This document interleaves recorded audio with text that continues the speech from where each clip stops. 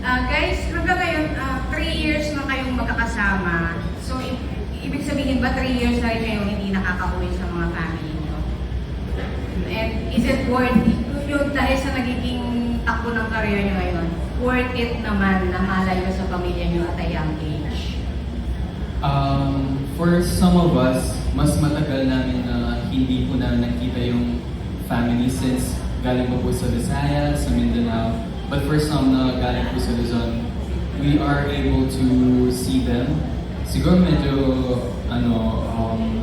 short na. Mga 2 months, every 2 months, ganun po. Tapos pag may long holidays, yun po yung time na makaka-uwi po kami sa provinces namin. So nakikita pa po namin sila.